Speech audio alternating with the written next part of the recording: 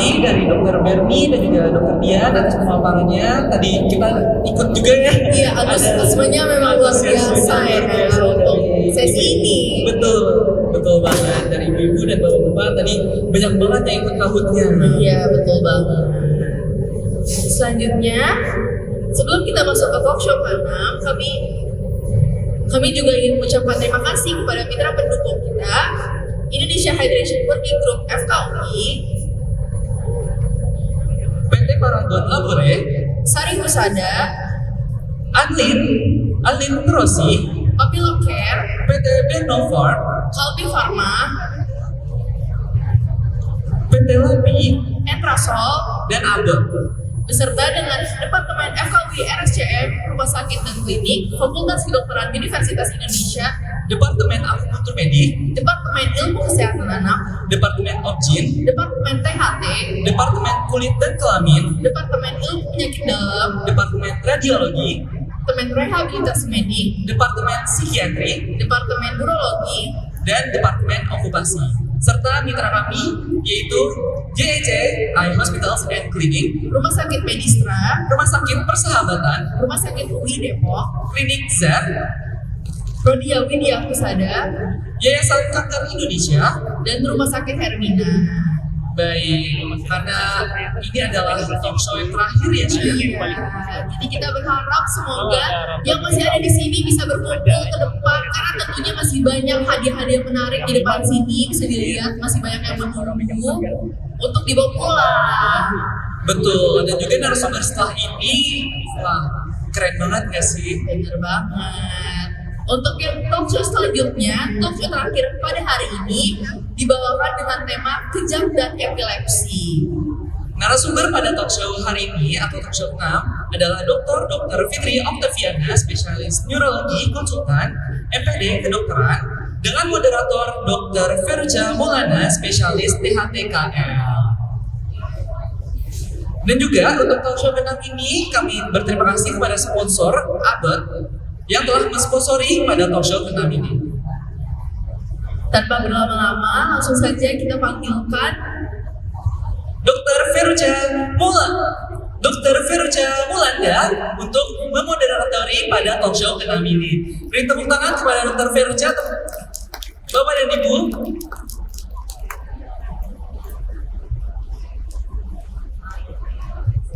Terima kasih banyak. Yang mana buat saya? Sama aja. Baik, terima kasih. Assalamualaikum warahmatullahi wabarakatuh. Sebelum memulai nih sepertinya sudah pada sibuk mau belanja sana sini. Boleh Bapak Ibu kita kumpul ke tengah dulu. Ya, seperti tadi yang disampaikan oleh MC bahwa topik kita berikut ini itu mungkin sangat dekat dengan kehidupan sehari-hari ya. Sering kita dengar, bahkan sering di film-film ya, nanti pemeran utamanya kejang lah gitu ya, sampai keluar busa-busa. Apakah kejang seperti itu? Sama-sama kita cari tahu, kita belajar bersama dari narasumber kita, Dr. Fitri Octaviana, spesialis neurologi konsultan MPDK. Sedikit saya sampaikan untuk CV beliau menamatkan dokter umum dan juga spesialis neurologi dari Universitas Indonesia. Kemudian beliau mengikuti fellowship di Clinical Neurophysiology, Departemen Neurologi University of Tokyo. Konnichiwa, Dr. Fitri. Dan beliau saat ini merupakan staf di Departemen Neurologi FKUI RSCM. Langsung saja kita sambut dengan meriah. Silakan Dr. Fitri, tepuk tangan untuk Dr. Fitri.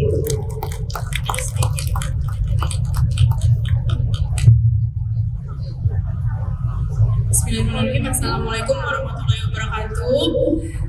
Semoga masih semangat ya ibu-ibu, udah sesi terakhir, udah ngantuk, tapi semoga dengan banyak tidur plus yang akan dibagikan oleh Mbak Ani akan menambah semangat kita sore ini.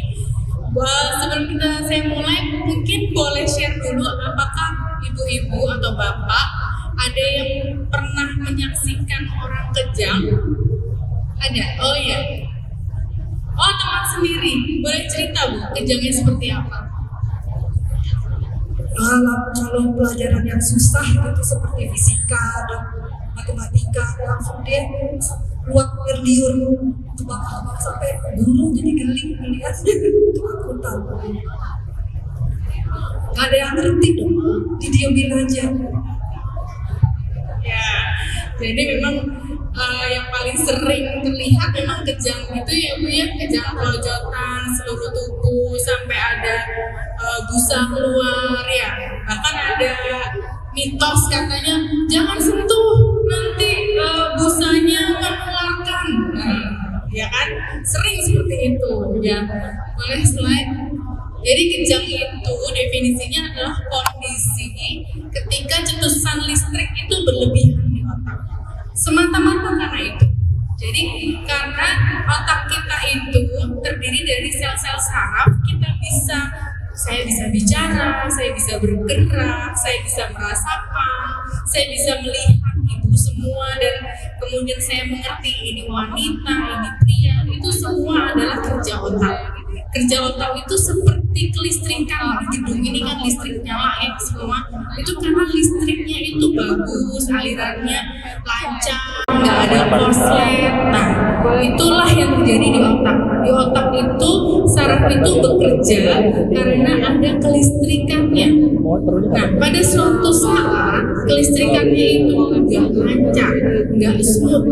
Kayak kalau rumah kita korslet sikring mati. Nah kalau di rumah sikring mati, hidupin lagi. Tapi kalau di manusia kelistrikannya nggak lancar jadi kejang. Nah kejang itu belum tentu epilepsi. Nggak semua kejang itu epilepsi. Jadi ada kejang yang dia seseorang kejang itu karena bukan semata-mata gangguan listrik di otaknya saja, tetapi kelistrikan terganggu itu karena ada gangguan lainnya. Slide. Ya, jadi penyebab kejang itu bisa karena gangguan metabolik. Gangguan metabolik itu bukan karena gangguan struktur atau gangguan apapun di otak saja. Misalnya seseorang diabetes, malas minum obat diabetes, tiba-tiba gula darahnya tinggi, kejang, itu bisa terjadi. Atau pasien, sering tuh saya mengalami menerima pasien usia lanjut dinasihatin keluarganya jangan makan garam, jangan makan garam, kurangin garam. Tapi akibatnya nggak makan garam sama sekali. Padahal garam itu penting di tubuh kita.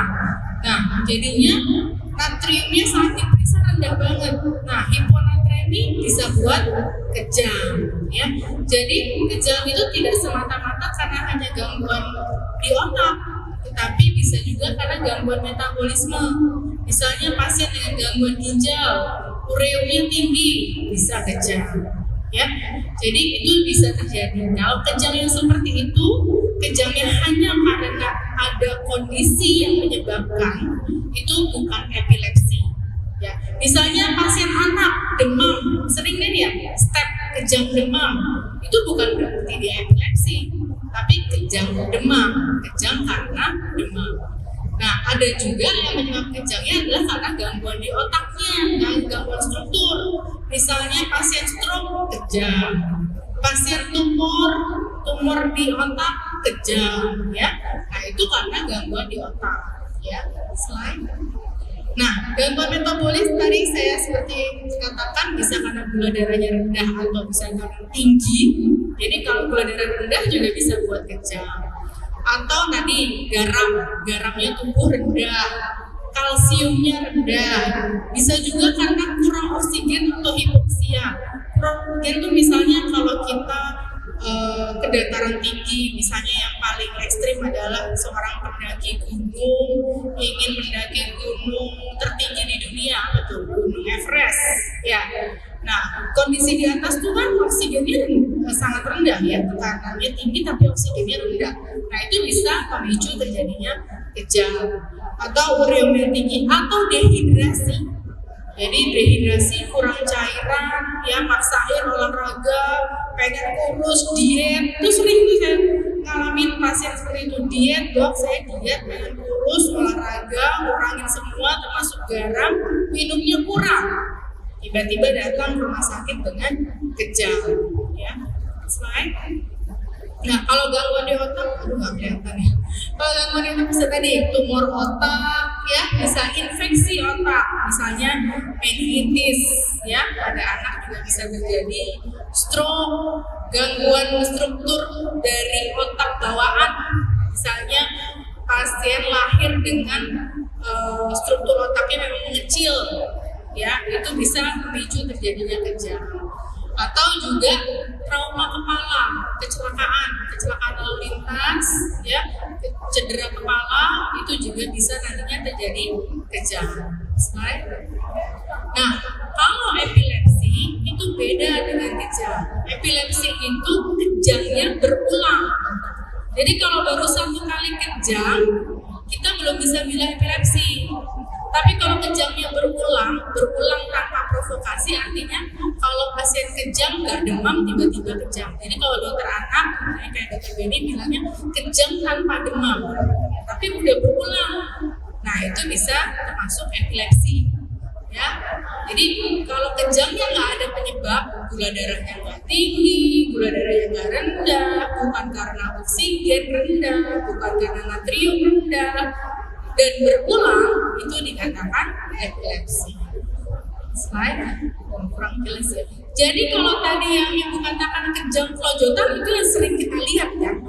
Yang kejang kelojotan itu yang klasik kita ketahui kejang ya seperti itu. Tetapi ada bentuk kejang yang nggak seperti itu. Ada yang kejangnya hanya bengong. Jadi anak, biasanya pada anak, bisa juga pada orang dewasa, hanya bengong, cuman gurunya biasanya akan melaporkan seperti ini. Bu, ini kok si A ini sekarang di kelas sering bengong. Kalau saya panggil nggak nyaut. Nanti tiba-tiba dia lapor ke saya, Bu Guru, tadi aku nggak dengar apa yang Ibu katakan karena ada satu masa yang dia skip gitu. Dia nggak tahu gurunya ngomong apa. Dan biasanya disertai prestasi belajarnya menurun. Jadi misalnya tadinya ranking 3, tiba-tiba karena dia udah banyak nggak di kelas, hilang episode berkali-kali, dia nggak ngerti pelajaran dan susah berpikir. Nah itu, jadi kejangnya kadang-kadang cuma bengong beberapa detik, cuma dipanggil nggak nyaut, ya, dipanggil nggak nyaut. Atau itu namanya kejang tipe absans, ya. Ada juga yang kejangnya hanya seperti hentakan, cuman gitu doang. Nah itu namanya kejang mioklonik. Jadi nggak harus yang kelojotan seluruh. Nah itu yang sering pada anak. Kalau pada seorang dewasa, selain yang kejang kelojotan ini, ada juga tipe kejang yang berupa gangguannya namanya gangguan otonom. Otonom itu mual berkali-kali. Jadi saya boleh cerita sedikit, ada pasien kami sudah ke gastro, di teropong, sudah kemana-mana, dikatakan mual terus. Begitu diperiksakan lebih lanjut, akhirnya dikonsulkan ke psikiatri karena dianggap ini pura-pura mualnya atau ada gangguan stres yang memicu mual gitu. Nah untungnya dokter psikiatrinya jeli karena kata pasiennya, saya mual tuh hanya beberapa saat dok, habis itu hilang, tapi mual ini sangat mengganggu. Nah kemudian pasien ini ada karena merasa penyakitnya tidak diketemukan, akhirnya beliau merasa depresi, stres, kemudian psikiatri merujuk ke neurologi untuk menyingkirkan apakah ada gejala neurologi. Ternyata setelah dilakukan pemeriksaan elektroensefalografi atau disingkat EEG, itu merekam gelombang di otak. Nah, ternyata terbukti ada cetusan yang tidak bisa terkontrol, terlihat terekam di EEG. Jadi pasien ini didiagnosis sebagai epilepsi lobus temporal.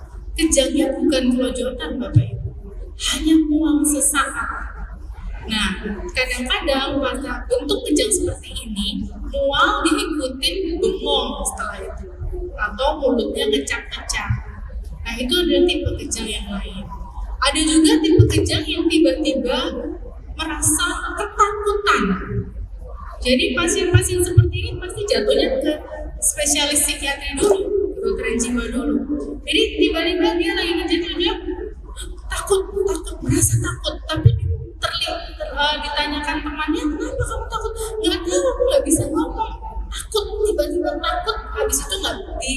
dipanggil nggak nyaut. Nah, takut tiba-tiba nggak nyaut. Jadi ada gangguan kesadaran. Itu juga tipe kejang yang lain. Jadi bentuk kejang itu bervariasi.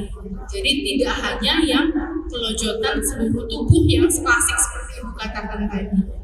Ya, jadi ada banyak. Ada juga yang cuman ini gerakan-gerakan berulang. Jadi kayak dia cuman gini-gini doang tangannya, tapi dipanggil nggak nyaut ya. Jadi memang, tapi kita harus bedakan sama orang yang cuma ngelamun. Kalau ngelamun terus dipanggil nyaut, itu bukan suatu kejang. Tapi kalau bengong berapa detik, lebih dari 1 menit dipanggil nggak nyaut-nyaut, kita harus curiga. Apakah ini suatu serangan? Ya, slide. Nah, apa sih yang harus dilakukan jika ada pasien kejang? Jadi pada umumnya pasien kejang itu menerima stigma, nggak mau, bukan nggak mau ya. Orang awam tuh sering merasa enggan membantu karena takut khawatir salah. Itu pertama. Yang kedua, nggak ngerti harus diapain. Yang ketiga, ada mitos busa yang keluar dari pasien itu adalah suatu yang menularkan. Padahal itu kita tahu sendiri tadi, kejang itu karena kelistrikannya terganggu. Jadi bukan suatu penyakit menular. Ya, jadi kejang bukanlah suatu penyakit menular. Jadi kalau misalnya ada pasien terlihat kejang di depan kita, kita sebagai yang menyaksikan harus tetap tenang. Ya, kita bantu dengan menyingkirkan benda-benda tajam di sekeliling pasien. Jangan sampai ada benda-benda tajam, misalnya ada air panas, ada benda panas, benda tajam, pisau, singkirkan. Kemudian pastikan pasiennya kalau kelojotan jatuh, ya, bentur. Khawatirnya nanti makin gini makin kena benturan dengan rantai, kita cari benda yang empuk atau bantal, ditaruh di belakang kepala pasien sebagai alas. Kemudian supaya mencegah pasien itu tersedak, dimiringkan ke satu sisi. Ya, jadi jangan masukkan benda apapun ke dalam mulut. Sering ibu-ibu itu saya masukin sendok supaya nggak kegigit. Saya masukin jari saya, bahkan ada jari ibunya itu udah mau putus katanya karena demi supaya nggak kegigit. Padahal dengan memasukkan sendok atau benda apapun ada resiko pada saat kelojotan itu sendok itu masuk dan menghambat saluran napas dan akhirnya pasiennya nggak bisa bernapas. Dan nanti lidahnya tergigit dong. Lidah itu sangat cepat regenerasinya, cepat sembuhnya, paling sariawan. Ya, tapi kita tidak membahayakan dengan memasukkan benda apapun ke dalam mulut. Ya. Nah, setelah dimiringkan, tunggu sampai kejangnya selesai. Jangan diapa-apakan, jangan ditarik tangannya supaya nggak gini. Nah, kalau dia kan nggak bisa sadar, nggak bisa mengontrol kekuatannya. Kalau ditarik patah terus piye? Ya kan? Jadi jangan ditarik, jangan masukkan benda apapun, jauhkan barang-barang yang tajam, tunggu sampai kejangnya selesai. Sekarang sudah ada kamera, handphone dengan kamera. Kalau ada orang satu lagi, divideokan bentuk kejangnya. Kenapa penting?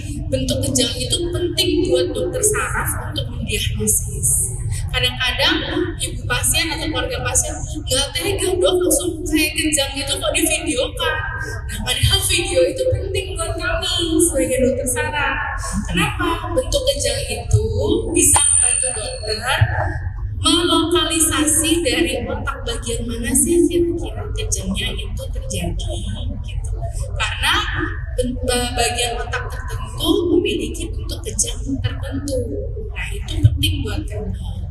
Nah, kadang-kadang keluarga juga agak sempat merekam karena cepet banget dong kejangnya habis itu selesai. Gak apa-apa, tetap divideokan. Kenapa? Karena setelah kejang ada gerakan-gerakan tertentu seperti pasien bingung. Biasanya setelah kejang tuh pasien bingung kayak menerawang gitu. Nah, itu juga penting buat dokter. Jadi tetap saja divideokan sebisa mungkin. catat berapa lama kejangnya jika memungkinkan, hubungi keluarga pasien, dan kalau misalnya sudah dilakukan semua dan memungkinkan, antar pasien ke fasilitas kesehatan terdekat. Bisa puskesmas, bisa emergency, ya, bisa rumah sakit terdekat, ya, untuk mendapatkan pertolongan lebih lanjut. Bahkan kejangnya udah berhenti dong, ngapain?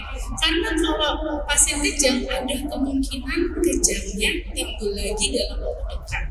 Jadi sebaiknya tetap dibawa ke rumah sakit kalau memang pasien belum pernah kejang sebelumnya. Slide. Nah, jadi tata laksananya kalau ada pasien kejang, kita sebagai dokter identifikasi dulu kira-kira penyebab kejangnya apa sih? Penyebab kejangnya ini bisa diatasi atau tidak pada saat itu. Ini kejang atau epilepsi. Kalau dia kejang yang bukan epilepsi, kita nggak perlu memberikan obat anti kejang dalam waktu jangka lama. Cukup tata laksana penyebabnya. Misalnya pasiennya kejang karena gula darahnya rendah, ya kasih gula. Pasien kejang karena garamnya rendah, natriumnya rendah, koreksi garamnya. Ya, pasien kejang karena oksigen rendah, kasih oksigen. Jadi cukup demikian. Tetapi kalau ini adalah kejang tanpa provokasi, berulang, kemungkinan suatu epilepsi, maka itu harus ada pemeriksaan lebih lanjut. Misalnya pemeriksaan tadi EEG namanya, elektroencephalogram, merekam kelistrikan di otak. Ya, terus kemudian pemeriksaan lainnya adalah pencitraan otak. Jadi otak itu kayak ronsen kalau tulang, ini namanya MRI, magnetic resonance imaging, untuk melihat ada apa di otak, ada struktur otak yang kecil kah, ada tumor kah, ya seperti itu. Ya, kemudian kalau memang ini sudah terdiagnosis suatu epilepsi, pada pasien epilepsi, prinsip pengobatannya adalah mencegah kejang berulang. Mencegah kejang berulang dengan cara apa? Minum obat pencegah kejang. Nah, obat ini diminum dalam jangka waktu lama. Sampai kapan dong? Sampai 3 tahun nggak kejang. Sampai 3 tahun tidak kejang. Jika 3 tahun tidak kejang, nanti dievaluasi lagi. Mungkin obat kejangnya nanti bisa perlahan-lahan dihentikan, di stop. Nah, untuk supaya 3 tahun bebas kejang ini tercapai, minum obatnya harus teratur. Sama kayak obat hipertensi, sama kayak obat gula darah. Kalau kita nggak minum obat hipertensi, tensi kita naik. Kalau ini nggak minum obat kejang, ya bisa terjadi kejang kembali. Ya, jadi itu edukasi kepatuhan minum obat. Yang ini yang susah, kenapa? Pasien kadang-kadang bosan minum obat, bosan. Selalu saya kalau kompromi dengan pasien, Bu, Pak, kalau pasien hipertensi bosan minum obat, tensinya naik, nggak kelihatan. Kalau bapak atau ibu nggak minum obat kejang, bapak ibu kejang di depan umum kelihatan semua orang. Akibatnya apa? Nanti bapak ibu nggak percaya diri mau keluar rumah. Terus juga efek ke masa depannya apa kalau sering kejang? Daya ingatnya terganggu, produktivitas kerja terganggu. Kalau anak-anak nilainya jadi turun. Nah, efek jangka panjangnya demikian. Karena setiap pasien kejang ada sel otak yang terganggu. Dan kita tahu regenerasi sel otak itu sangat-sangat minimal, bahkan hampir tidak ada. Bahkan tidak ada. Jadi kalau udah terganggu ya pasien stroke misalnya, ya kalaupun bisa jalan nggak sempurna lagi. Ya, jadi demikian yang penting pada pasien kejang pada epilepsi. Seperti ini slide saya terakhir. Terima kasih atas perhatian Bapak Ibu. Jika ada pertanyaan, monggo silakan. Ya, sekarang kita tepuk tangan dong untuk Dokter Fitri. Dan mau di atas atau di sini? Di mana aja? Oh ya, boleh di sini ya. banyak nih progresnya Mbak Eni. Tadi sudah dijelaskan ya, bahkan dengan contoh juga ya dok ya. Dan juga kalau tadi ya ada ibu yang cerita ternyata sudah pernah menyaksikan langsung, tapi tidak tahu harus diapain ya. Karena kalau di sinetron juga nggak dikasih tahu dong harus diapain kalau lagi kejang gitu. Nah sekarang ada pertanyaan ya dari Bapak. Oke, Bapak silakan.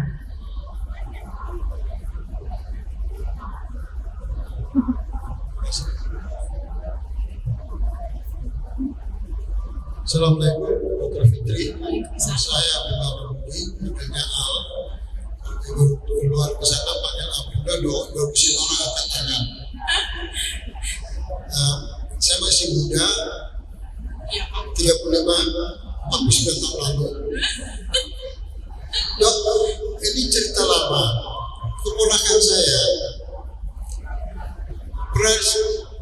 sudah almarhum, tapi dia itu dulu sering kejang-kejang dan sikapnya seringkali seperti yang anak yang overaktif, loncat ke sini ke sana kemari, dilarang nggak mau, apa saja, pokoknya mamanya udah boleh dilarang.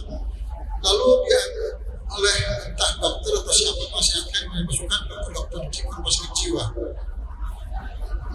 sampai dia meninggal di sana.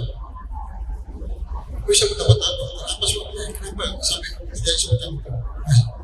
Terima kasih Bapak atas pertanyaannya. Mungkin langsung jawab ya, silakan ya. Jadi seperti yang tadi saya sampaikan Pak, bentuk kejang itu bermacam-macam. Kalau yang klasik tadi yang seperti ini ya. Nah kadang-kadang ya tadi kalau nggak jeli, kadang-kadang gejalanya seperti gangguan psikiatri.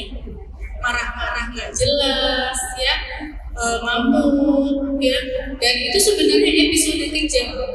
Sebenarnya ditata laksananya dengan obat kejang, tetapi ada beberapa sebagian pasien epilepsi kejang itu juga memiliki gangguan psikiatri bersamaan, seperti gangguan psikotik namanya. Nah, jadi psikotik dan epilepsi itu bisa terjadi bersama-sama. Tetapi bentuk kejang epilepsi sendiri bisa ada berupa gangguan halusinasi, yaitu gejala psikotik juga. Jadi itu pentingnya kita mengevaluasi bersama, karena kalau ternyata gangguan psikotik ini merupakan gangguan manifestasi bentuk kejang, namanya psikosis intraiktal, itu obatnya bukan obat antipsikotik, bukan psikiatri, tapi justru obat kejang. Nah itu yang kadang-kadang harus dievaluasi bersama. Tapi kalau gangguan psikiatrinya bukan merupakan manifestasi kejang, maka obat kejangnya diberikan, obat antipsikotiknya juga diberikan. Jadi pada beberapa pasien epilepsi memang bisa demikian. Gitu. Kira-kira cukup jelas ya Pak ya Bapak ya. Bagaimana?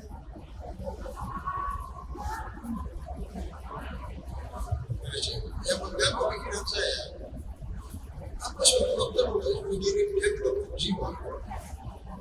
Misalkan kalau kita lihat membandingkan yang saya pikir anak itu overaktif gitu ya, atau seringkali dikatakan sekarang ini anak yang autis. Tapi kalau dokter di sana di Makassar kejadian 19 tahun yang lalu, dianggap sakit jiwa, dia masukkan rumah sakit jiwa sampai dia meninggal di sana. Terima kasih. Iya, sepertinya seperti Dokter Fitri katakan tadi ya, bahwa bisa saja memang gejalanya yang di kejiwaannya ya dok.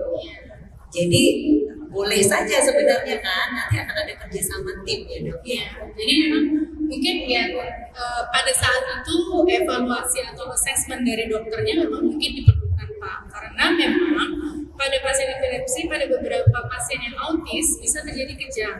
Pada 30% pasien autis ada bisa terjadi epilepsi.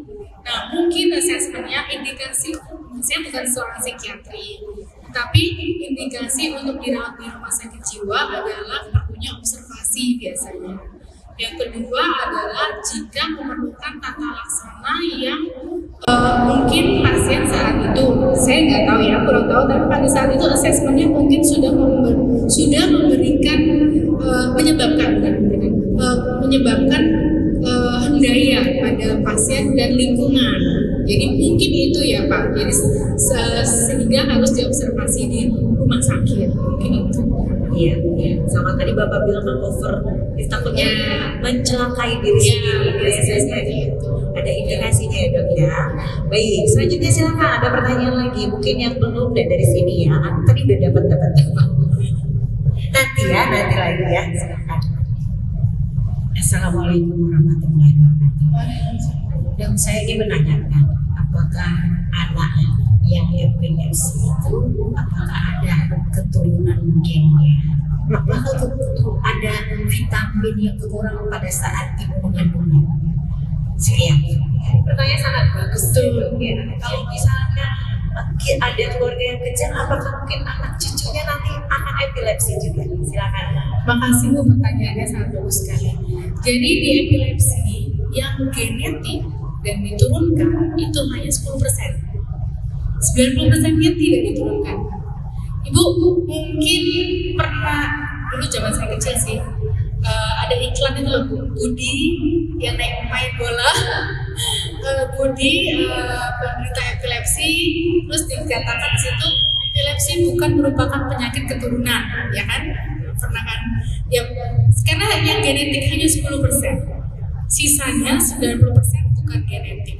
Jadi ada penyebab, memang ada gangguan struktur, ada gangguan misalnya ada tumor atau bekas trauma kepala seperti itu, atau ada gangguan struktur pembuluh darahnya dari kecil terganggu, misalnya kita sebut aneurisma atau AVM, ya, atriovenous malformasi. Jadi ada malformasi struktur otak.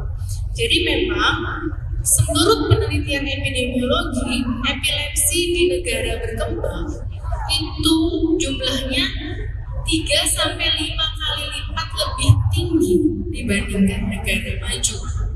Kenapa? Karena mulai dari gizi ibu hamil. Jadi sejak mengandung itu perlu. Yang mempengaruhi pembentukan sel saraf saat di kandungan terutama adalah asam folat. Makanya selalu dokter kandungan memberikan asam folat. Biasanya dokter kandungan memberikan asam folat tuh kalau saya lihat vitamin kehamilan tuh kayak folamil atau apa itu cuma 400 mikrogram. Yang direkomendasikan memang bisa 400 sampai dengan 1 gram. Jadi memang bisa lebih tinggi. Jadi asam folat itu sebenarnya tidak hanya penting saat hamil, tetapi sebelum hamil. Jadi kalau memang sudah menikah mau punya anak, mulailah minum asam folat. Karena saat sudah telat haid itu sudah terjadi janinnya. Nah, sudah terjadi jadi sejak menikah sudah harus persiapan kesehatan reproduksinya. Itu pertama. Jadi saat kandungan memang terpengaruh. Saat yang kedua, kenapa negara berkembang lebih tinggi? Karena kita masih tinggi infeksinya, terutama infeksi pada ibu hamil. Itu juga karena pada saat infeksi, walaupun saat itu tidak apa-apa, bayi lahir normal, nanti ke depannya kita belum tahu. Jadi gizi dan masa saat kelahiran. Yang ketiga adalah saat persalinan. Itu yang sering masalah juga. Kan kita masih tinggi ya kematian ibu dan anak, terutama ibu saat persalinan. Lama di jalan lahir. Lama di jalan lahir menyebabkan bayi hipoksia. Nah, tadi saya katakan hipoksia bisa menyebabkan kejang padahal bayi baru lahir. Makanya saat lahir yang dinilai langsung nangisnya. Karena saat nangis oksigen itu langsung terhirup oleh paru-paru. Nah itu yang kita nilai. Makanya di negara berkembang masih banyak terjadi epilepsi ini dibandingkan negara. Jelas sih itu ya. Jadi jangan takut ya. Ya, kenapa Pak? Siap.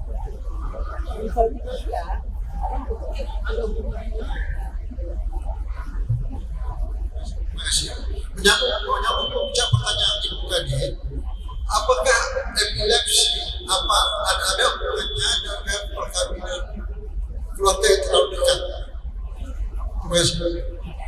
Ya, mungkin tidak hanya epilepsi beberapa hal yang makanya kalau di agama Islam direkomendasikan disarankan tidak perkawinan yang terlalu dekat, karena itu tadi semua penyakit genetik bisa timbul kalau terlalu dekat. Tidak hanya epilepsi, bisa gangguan saraf yang lain. Yang sering juga adalah gangguan otot dan saraf, neuromuskular disorder. Ada yang kita sebut sebagai misalnya spinal muscular atrophy, atau gangguan otot karena penyakit dan genetik miopati herediter. Jadi sebenarnya nggak hanya epilepsi Pak, semua penyakit genetik bisa terjadi. Iya, ya, jadi bibit bebet bobot Ya, itu pepatah yang benar itu. Dan juga tadi research-nya sangat bagus ya. Di sini saya lihat banyak yang muda-muda gitu ya.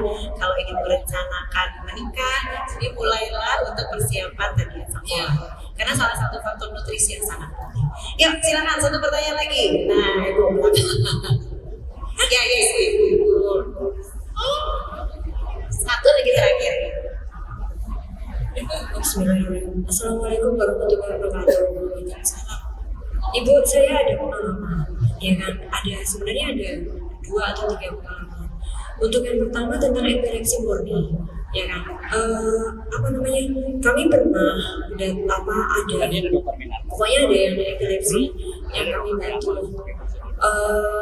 Untungnya saat itu ada relawannya, maksudnya ada relawannya sudah sigap semuanya sigap kan. Nah, yang menjadi masalah adalah kalau kita bertemu dengan paradigmanya orang-orang yang masih mindsetnya bahari. Nah, apalagi fase itu kan jauh. Jujur Ibu, kalau misalnya di Kalimantan Selatan itu untuk ke puskesmas itu bisa kita 3 jam ada. Nah, itu yang epilepsi yang murni gitu kan, dia dianggap biasa, sudahlah biasa saja gitu kan. Pakai obatnya apa? Itu 3 jam kan nggak ada ceritanya. Kalau kemudian mau mengambil nggak bisa langsung 1 bulan gitu kan. Akhirnya ya sudah biasa saja. Itu kira-kira antusias bagaimana. Kemudian yang kedua, kebetulan saya akhirnya orang-orang yang dari Kalimantan Selatan berobat ke sini, hanya rujukannya ke sini utamanya. Nah, saya melihat rata-rata misalnya ini baru nih, saya agak sedikit wow gitu kan. Ini Down syndrome, ya. Anak ini Down syndrome. Kemudian kesininya akut semuanya, epilepsi akut. Kemudian ada model kayak tis akut, jadi semuanya serba akut. Ditambah itu pula jantung. Terus ada lagi cerebral palsy, epilepsi pula. Nah, maksud saya terus ada lagi satu lagi, ya kan? Bukan cerebral palsy dia, ya kan? Epilepsi akut, tapi apakah dia polio apa? Mana gitu lumpuh gitu kan? Kalau cerebral palsy kan udah gitu ya. Nah, saya tanyakan apa mungkin misal ini dari atas ini jantungnya, kalau cerebral palsy kan mungkin sampai seumur hidup. Apakah epilepsi kata ibu 3 bulan itu sudah tidak terjadi kejang? 3 tahun, 3 tahun jadi kejang, terus habis itu dia bakal normal. Maksud saya kalau Down syndrome aja gitu ya, epilepsinya udah hilang gitu, yang muncul kembali gitu loh. Karena saya sadar betul, andai kata tidak ada orang tuanya, ya kan, dia belum ya kan, gimana caranya dirinya sendiri gitu kan.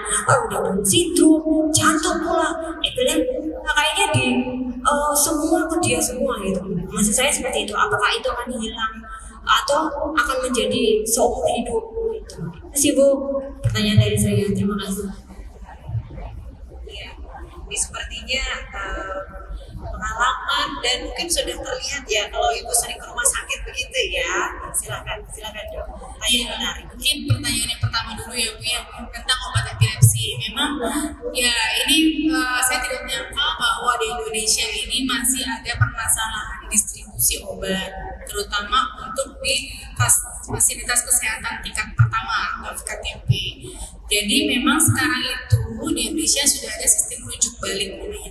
Jadi setelah didiagnosis epilepsi oleh dokter saraf di rumah sakit, dan jika obatnya sudah stabil, maksudnya nggak ada perubahan lagi, itu bisa dirujuk kembali ke puskesmas. Ya, di puskesmas dan kalau obatnya ada bisa diresepkan oleh dokter umum, jadi nggak harus ke rumah sakit. Ya.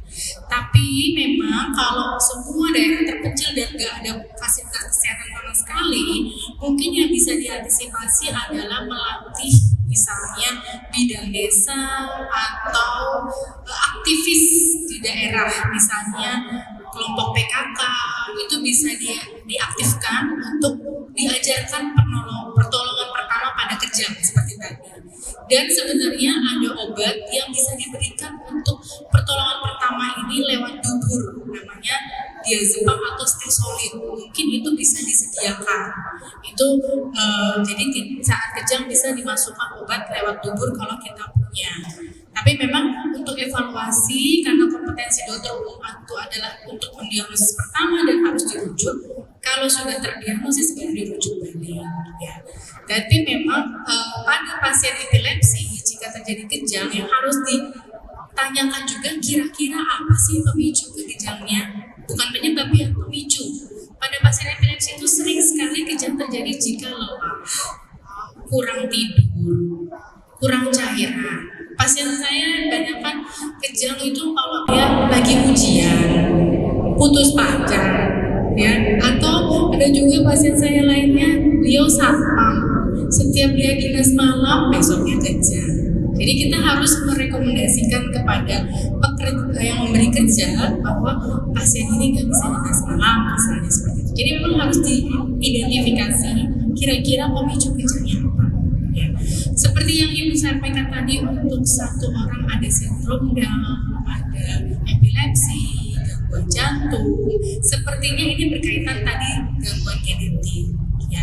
Biasanya kalau ada multi organ yang terlibat, biasanya gangguan genetik. Tapi memang harus dievaluasi lebih lanjut. Tapi untuk meningkatkan kualitas hidupnya, tentu saja kejangnya harus teratasi. Ya, supaya gangguan kognitifnya tidak makin turun. Ya. Memang tidak ada yang menjamin 3 tahun nggak kejang, stop obat, terus seterusnya nggak akan kejang lagi. Tidak ada yang menjamin, terutama kalau ada yang gangguan genetik. Biasanya pada gangguan genetik, stop obat itu kecil kemungkinannya. Karena walaupun 3 tahun nggak kejang, setelah dievaluasi lagi, kemudian EEG-nya tetap menunjukkan cetusan listrik, maka obat kejang tidak bisa kita hentikan walaupun sudah 3 tahun nggak kejang. Mungkin itu. Jadi memang tidak ada yang menjamin, dan memang pasien seperti ini sifatnya dependen terhadap orang lain. Ya, jadi memang harus ada yang mendampingi sampai seterusnya. Ya, itu. Dan perlu follow up ya dok. Iya. Kalau masih anak berarti dilihat tumbuh kembangnya juga. Kemudian kalau perlu obat, biasanya kan suka ada dibikin. Iya, bisa diulang sendiri. bisa diulang berapa kali, jadi tidak perlu ke rumah sakit terlalu sering. Memang kalau BPJS harus tiap bulan. Oh iya. Ya, harapan kita distribusinya mungkin menjadi lebih baik ya dok. Ya. Jadi yang dari daerah tidak harus sering untuk dirujuk ke pusat ya, ke Jawa atau ke Jakarta, sehingga mungkin bisa 3 bulan atau 6 bulan di rumahnya baru mungkin kembali ke rumah sakit. Ya, baik. Tapi sayang sekali waktu kita habis ya Ibu ya, karena masih ada kegiatan lagi sesudah ini. Jadi mohon maaf. Ada fashion ya. Jadi mohon maaf karena memang topiknya sangat menarik ya. Kita kasih tepuk tangan dong untuk Dr. Fitri. Terima kasih banyak dok atas sharingnya ya. Saya sendiri mungkin sudah lama gak belajar tentang epilepsi, jadi belajar banyak ya. Apalagi dengan pertanyaan tadi dari ibu-ibu. Sekali lagi terima kasih atas perhatiannya. Semoga apa yang kita sharing, kita diskusi ini bermanfaat untuk kita semua. Kita tutup